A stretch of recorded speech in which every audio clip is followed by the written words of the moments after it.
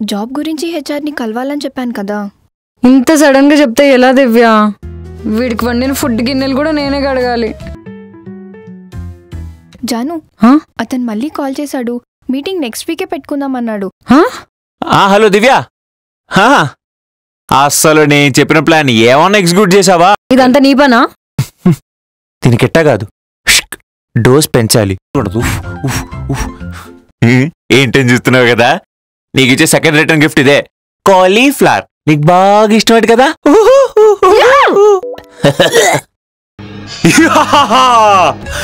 రావే బొమ్మాలి. నన్ను భయపడడానికి ఏమో చేస్తున్నావు? ఒకసారి వెళ్ళి అద్దంలో నీ మొహం చూసుకో.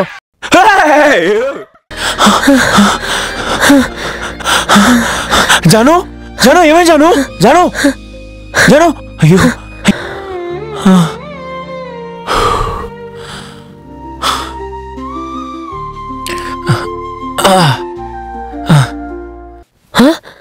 నువ్వేంటి నా రూమ్ లో? Get out.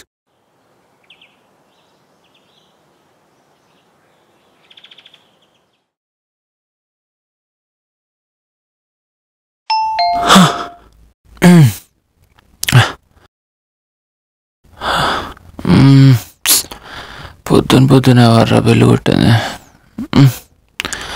లేచిందా?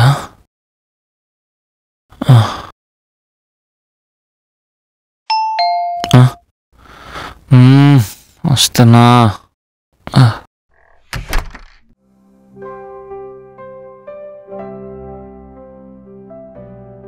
షామిలి,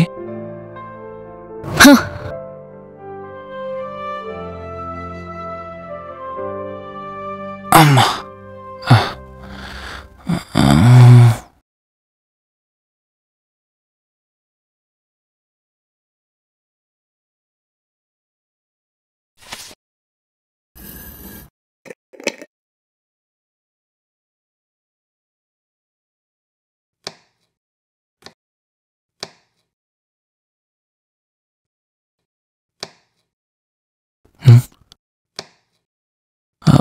ఏమైంది తనకి?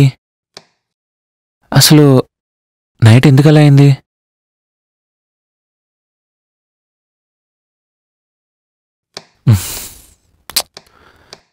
షామిలి, తన విషయంలో నేను చేసింది తప్పే. I'm really sorry for that. But తనకి ఎందుకు అలా అయిందో చెప్పు. మీ అబ్బాయిలందరూ ఇంతే కదరా? కొంచెం కూడా మనసాక్షి అనేది ఉండదు కదా మీకు? దాని ప్రశాంతతని, ఆనందాన్ని లాక్కోడానికి వస్తారేమో దాని లైఫ్లోకి. ఒకడి వల్ల ఇలాగే బాధపడింది, ఇప్పుడిప్పుడే కోలుకుంటుంది. మళ్ళీ నీ వల్ల ఇలా.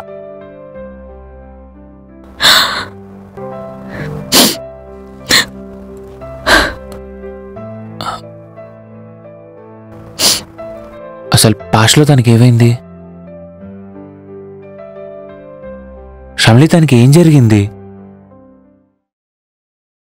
ప్లీజ్ చెప్పు. జాను తన 10th స్టాండర్డ్లోనే వాళ్ళ అమ్మ నాన్న చనిపోయారు. అప్పటి నుంచి జానుని వాళ్ళ మావయ్య వాళ్ళే పెంచారు. వాళ్ళ దగ్గర ఎప్పుడూ హ్యాపీగా లేదు. వాళ్ళ వల్ల ఎన్ని కష్టాలు పడినా తన చదువు మాత్రం ఆపలేదు. అలా కాలేజ్ అయిపోయాక తను కోచింగ్లో జాయిన్ అయింది. అలా కోచింగ్కి వెళ్తుండగా ఒకడు ప్రేమ ప్రేమ అని తను వెంటపడ్డాడు. అది కొన్ని రోజులకి యాక్సెప్ట్ చేసింది. కొన్ని రోజుల తర్వాత వాళ్ళిద్దరూ పెళ్లి చేసుకుందాం అనుకున్నారు. జాను వాళ్ళ ఇంట్లో చెప్పారు. వాడెలాగో అనాథ. కానీ జాను వాళ్ళ అత్తమామ ఒప్పుకోలేదు. ఎందుకంటే అది పెళ్లి చేసుకుని వెళ్ళిపోతే వాళ్ళ పిల్లల్ని చూసుకోవడానికి ఎవరు ఉండరు కదా. కానీ వాడు మాత్రం ఇంట్లోంచి వచ్చి మనం పెళ్లి చేసుకుందాం, నిన్ను బాగా చూసుకుంటా, మనం హ్యాపీగా ఉందామని చెప్పి మళ్ళీ దాన్ని వెంటపడ్డాడు. దాన్ని ఇంట్లోంచి బయటికి తీసుకొచ్చేశాడు. ఆ రోజు తన కొత్త లైఫ్ దొరుకుతుంది, చాలా హ్యాపీగా ఉంటానని ఎంతో ఆశగా ఉంది. కానీ అలా జరగలేదు. గుళ్ళో పెళ్లి చేసుకుందామని చెప్పి అక్కడికి రాలేదు. ఫోన్ చేస్తే స్విచ్ ఆఫ్. హ్యాపీనెస్ వస్తుంది అనుకున్న తన లైఫ్లో బాధే మిగిలింది. వాడు మోసం చేశాడని అర్థమైంది.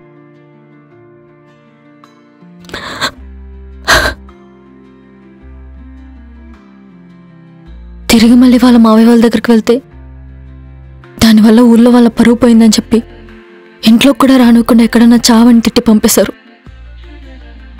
అది తెలిసి నా దగ్గరికి తీసుకొచ్చుకున్నా. కానీ అది ఆ చేదు జ్ఞాపకాల్ని మర్చిపోలేకపోయింది.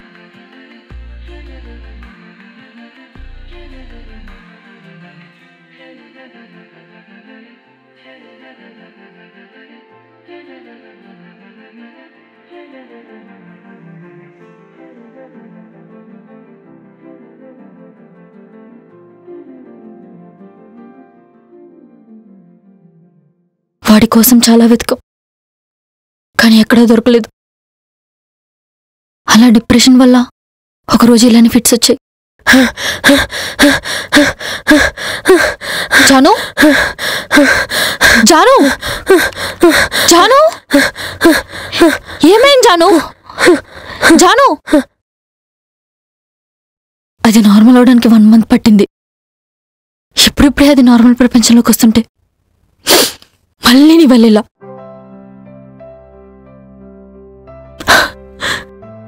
తను అనవసరంగా ఒంటరిగా వదిలేశాను. నాతోనే ఉంచుకోవాల్సింది. ఇలా జరుగుతుందని తెలుసుంటే అసలు వదిలేదాన్నే కాదు. దానికెవ్వరూ లేరు, నేను తప్ప. కానీ నేను కూడా వదిలేశాను.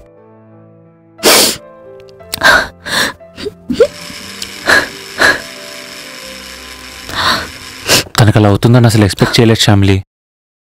I'm really sorry. ఇకపై తనతో గొడవ పడను, అస్సలు డిస్టర్బ్ చేయను. I promise. నన్ను నమ్ము ప్లీజ్.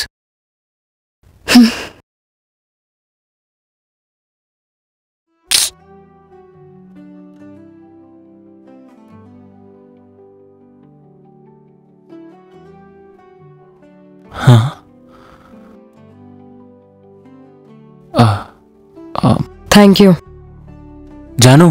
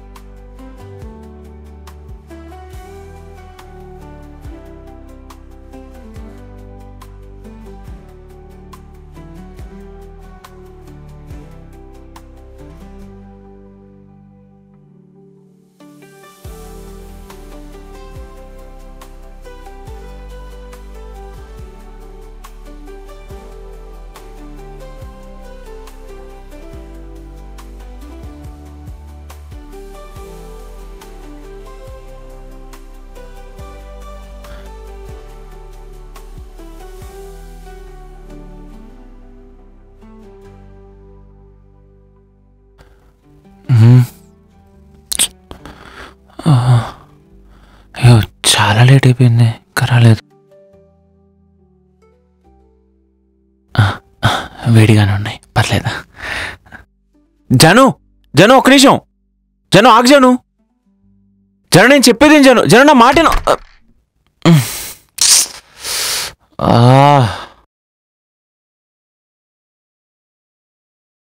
జాను జరిగిన దానికి ఐఎమ్ రియలీ సారీ. అలా జరుగుతున్నాయి అసలు ఎక్స్పెక్ట్ చేయలేదు జాను. I'm really sorry. ఇకపై నీతో గొడవలు పడను జాను. నిన్ను అస్సలు డిస్టర్బ్ చేయను. నీకు నాన్ వెజ్ తినడం ఇష్టం లేదు కదా? అస్సలు నాన్ వెజ్ ముట్టుకోను. ప్లీజ్ జాను, బట్ ప్లీజ్ ఒకసారి బయటికి రా జాను. ఎలాగో ఈ మంత్ అయిపోతుంది. ఇక మనం కలిసి ఉండేది 1 నెల మాత్రమే. ఆ 1 నెల నా గొడవలు పడకుండా ఫ్రెండ్లీగా ఉందాం జాను. జరిగిన వాటన్నిటికీ I'm really really really sorry. అయినా నా మీద నీ కోపం తగ్గలేదనుకో, నన్ను తిట్టు, కావాలంటే కొట్టు జాను, బట్ ప్లీజ్ బయటికి రా.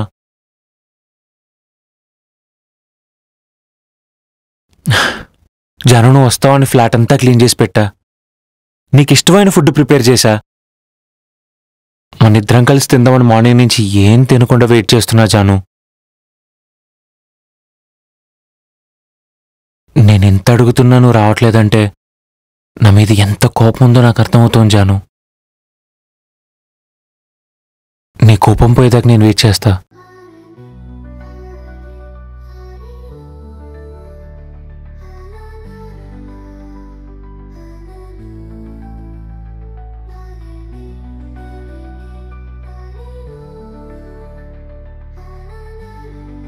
నేను అతన్ని ఆట పట్టించా, అతను నన్ను ఆట పట్టించాడు. అయిపోయింది కదా, మళ్ళీ ఎందుకు ఈ బెట్టు? ఏదో ఏడిపిద్దామని చేశాడు, కానీ అలా అవుతుందని ఎవ్వరూ అనుకోరు కదా. నాకు అలా అయినప్పుడు తను కూడా చాలా కంగారు పడ్డాడు కదా. తను చెప్పినట్టు నెక్స్ట్ మంత్ నుండి తనెవరో నేనెవరో. ఆ మాత్రం దానికి ఈ గొడవలన్నీ దేనికి?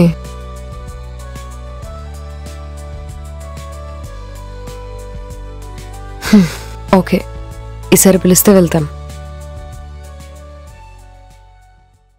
ఏంటి వీడు పిలవట్లేదు? ఒక్కడే తినేస్తున్నాడా ఏంటి? చాలా ఆకలిగా ఉంది, పిలిస్తే బాగున్ను. ఇదిగో జాను, నాకు చాలా ఆకలేస్తోంది. నేను గనక ఆకలితో చచ్చిపోతే ఆ పాప నీకే తగులుతుంది. చూసుకో మరి.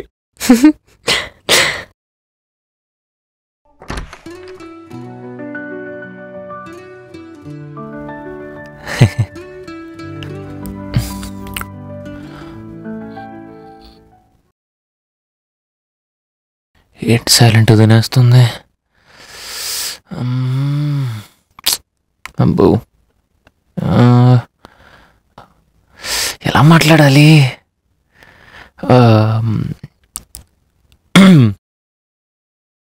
దొంగతనానికి వచ్చిన వాళ్ళు కూడా ఎంత సైలెన్స్ మెయింటైన్ చేయరేమో. మనల్ని ఎవరైనా చూస్తే నిజంగా దొంగలు అనుకుంటారు.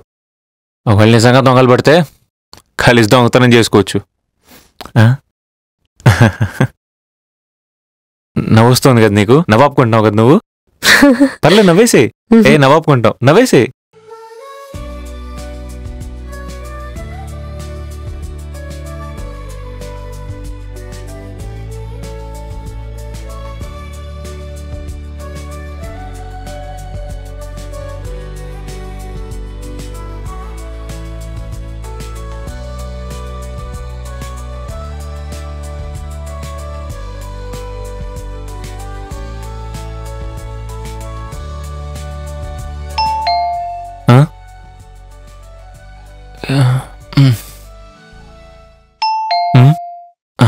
శివ, నువ్వు కూర్చో, నేను చూస్తాను, నువ్వు తిను.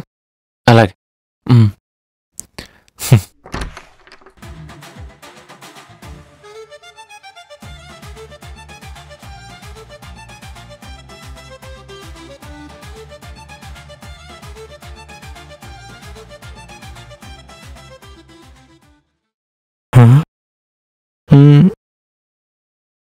ఏరా, ఎక్సకాలుగా ఉందా?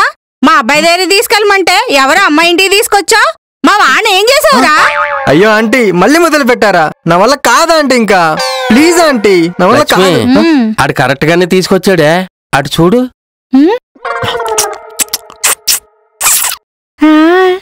అవునండి, మనసేవే. మనసేవే. అమ్మాయి ఆడు కలిపి ఒకే ఇంట్లో ఉన్నారు. అర్థమవుతుందా? మళ్ళీ అంకుల్ పెట్టాడు. అయ్యో, శివగాడి పరిస్థితి ఏంది ఇప్పుడు? పాపం. శివా, శివా, కవనేరే, ఏం చేద్దాం అనుకుంటున్నావురా? మమ్మీ, ఆంటీ మొదలెట్టింది. వీళ్ళు వచ్చారేంటి?